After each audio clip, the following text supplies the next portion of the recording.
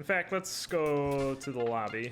If anyone new to the game hasn't done this yet, you should go to the Codex here, because there's some pretty good information you can discover in here. First off, you can see that monkeys are your friend.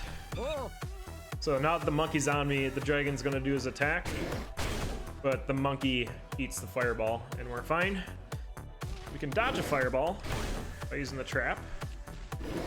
And then if you're in a 4 square space, you can still defeat a dragon, unless it's the earth dragon. The earth dragon you have to do a little bit different. But do a hit, and then his breath. During his inhale, you can hit him safely and then run away. This is a nice little 4 square dragon dance. And that's that. I don't like how it just doesn't put you in the next one.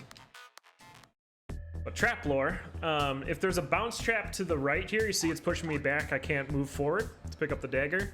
But if an enemy's behind you, they'll keep you on that space, on that trap there, which allows you to move forward. So now I can kill him.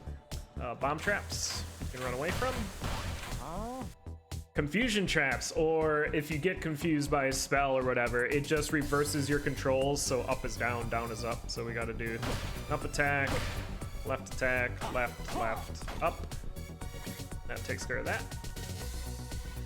Once the stars are gone, controls go back to normal.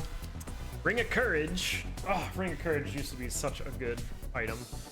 Now it's just kind of mediocre. Ring of Courage used to add +1 damage, but now it just gives you the Courage lunge. So normally if I would attack forward here, I would just kill the slimes, and then I'd have to go onto the trap. But with the Ring of Courage, you courage forward, and during that courage forward movement, you're invulnerable. So no matter what hits you, you can just eat it. That's why we can go through these spike traps, which is pretty cool, because if we go back on them normally, you're gonna die. So we'll go back to that again. Oops, I'm dead again. That's why Bard is dangerous. Okay. Alright, Frog Socks, or Boots of Leaping. Right now they're on. You can see in the upper left, you can turn them on or off. When they're on, you're gonna do a 2 space jump like that. But when you turn them off, you're just back to your 1 space jump. These are kind of hard to get used to, but if you can get used to them, you're gonna be moving really fast. And then lead boots, again, what Supervillain Joe was saying in chat is they work over spike traps, which is super awesome. Especially if you got like a line of enemies chasing you and you know you got some spike traps ahead of you. Just go to the second one, they'll all die in the spike trap. Unless they're flying. Gotta keep an eye out for those flying boys. What else do we got? Bomb lore. Alright, so bombs have a fuse, a 3-beat fuse. So for this puzzle, we're gonna lay the bomb, and now I have 3 beats to get out of the way of the blast. So we're gonna release the Minotaur first by hitting the slime, run away, and now bombs do 4 damage, grenades do 6 damage. With the 4 damage hit on the Minotaur, we can now attack him with the dagger, because once again, your character takes priority attack over an enemy's attack. So even though I was being charged by the Minotaur there, we can still attack him safely and get him gone. Yes, spike traps will kill enemies in 1 shot unless they're flying, or if they're golems. I think golems can walk on them. But yeah, otherwise generally enemies are gonna die to spike traps. Beetles, I think it just pops their shell. There are some enemies that have exception to it. So a bomb trap here, once again, like in the last dragon lore, you can use another directional trap to avoid the blast. This is real good. Brazil won 2-0. GG Brazil. And once again, monkeys are your friend. We're gonna allow this monkey to grab us, and we can choose to just smack the monkey off, but that's how you normally would deal with a monkey, right? But not for this bomb attack here.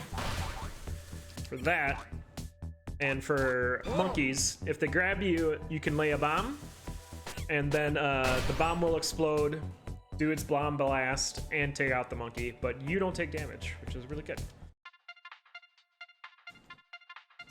And then how do we get away with murder? So there's a bunch of ways you can kill the shopkeeper or other shopkeepers. These are just a few of them. It's up to you to figure out the other ways. But the shopkeeper has 9 health. So you can see its hearts here: 1, 2, 3, 4, 5, 6, 7, 8, 9. So the greater fireball scroll does 8 damage. And then we can finish him off with 1 damage from our dagger. Crown of Greed. Explanation here: Crown of Greed is a speed running item. I'm sorry, a score running item, but it still carries some weight in speed running because you can transmute it into a different headpiece. But what it'll do is enemies will drop double the amount of coins, but each movement you take, you'll drop, I think, a coin or 2 coins. So you got to be killing enemies efficiently to get a high score, essentially. This is the most common way you'll see people destroy a shopkeeper. It's just the 2 bomb strat. You do need to have enough space to do this, to move around. So like if the shop items are right here, I couldn't put the bombs below the shopkeeper. So that's something to keep track of. You need at least a little bit of space to do this, but you lay 2 bombs on top of each other, run away, and then in this point you're gonna hit the shopkeeper as his bomb blows up, doing 5 damage, and that'll take him down. And if you got a shield spell, you can just pop the shield spell,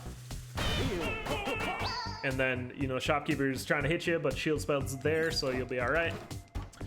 Ring of War gives you +1 damage and knocks enemies backwards, so we can trigger the shopkeeper with the bomb, and then we're knocking them backwards with the Ring of War. But that works with all enemies. The Ring of War will knock you back. A Frost Charm. So a Frost Charm activates when you get hit, and it'll cast a greater freeze spell. So we're going to activate the shopkeeper by throwing a dagger, and you can use this with any throwing weapon, like a spear, or if you have a rifle or something like that. We're going to get hit intentionally to activate the greater frost spell. Go back, get our dagger, take him down.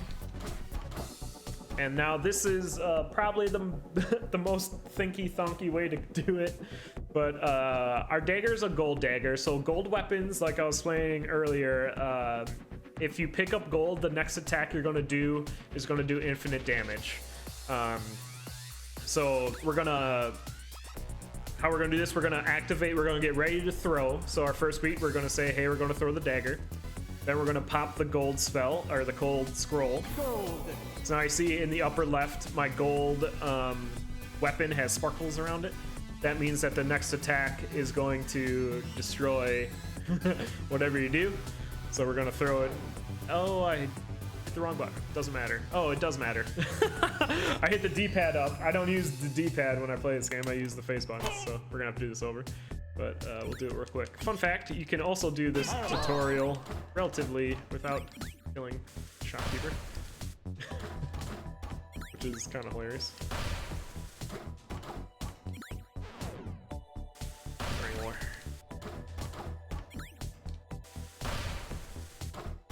Alright. So once again, you're going to activate the throw, hit your scroll attack. Once again, we got the sparkles around your gold weapon, and then you throw straight up for the infinite damage. And it's GG. The cheese indeed. I'll never unlock Coda. But once again, the shopkeeper only has 9 health, so if you have like a pulse spell does 5 damage. You can just do 2 pulses on him, that'll kill him. Or if you have a glass weapon with the glass jaw, you're doing 8 damage, so you can just hit him twice. Or a bomb and hit him once. It's kind of up to you to figure out how you want to do that. It looks like they're getting set up for Ronkley here. So right now we're going to should explain some Puzzdoor maps. I don't know if I'd be able to do some of those Puzzdoor maps. They are mind-wrecking. But yeah, if you're interested in like those Codex levels or like puzzle levels in Necrodancer, you can go to the Steam, what is it called? The Steam Workshop for Necrodancer, and look up Puzz Door, what Taboshi just wrote in chat there. And there's a bunch of levels that the Necrodancer community has made that are super break your mind type things. So we're gonna get set up here to watch Ronkley do his run. Ronkley is an amazing cast.